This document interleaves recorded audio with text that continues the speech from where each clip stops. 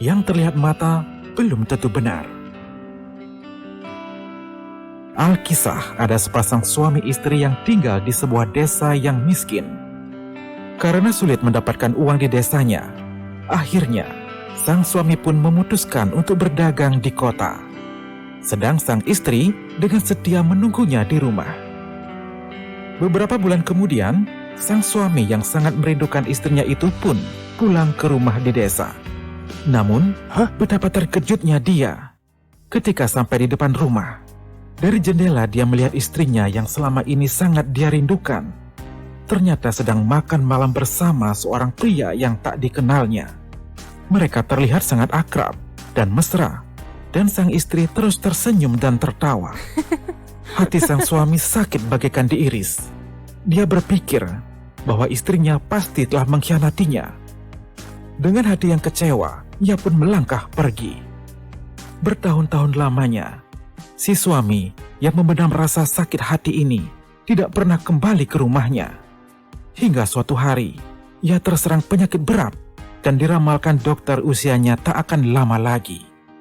Ia teringat pada istri tercintanya dan berpikir bahwa ia ingin melihat wajah istrinya tersebut terakhir kali sebelum ajal menjemput. Dengan susah payah, akhirnya ia berhasil sampai di rumah lamanya.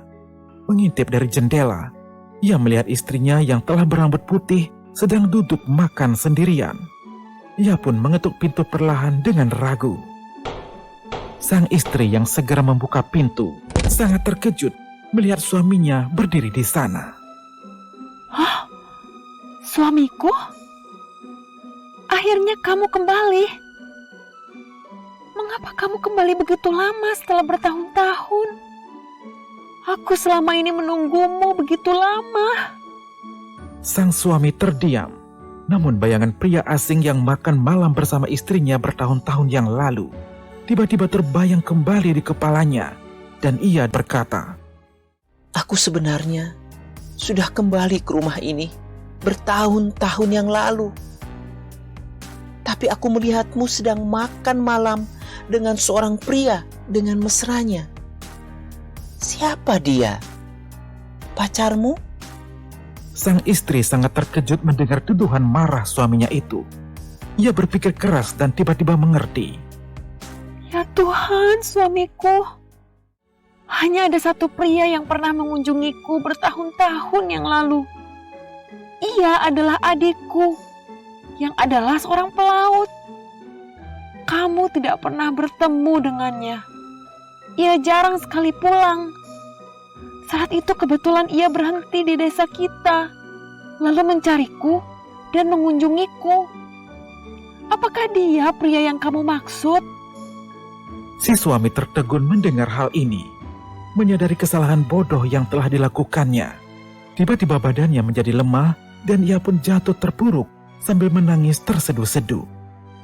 Aduh, istriku. Iya, mungkin saja dialah pria yang kulihat. Bodohnya aku selama ini mengira kamu telah mengkhianati pernikahan kita.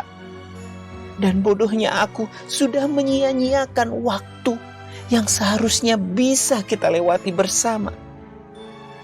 Tahukah kamu, sekarang aku berpenyakit berat.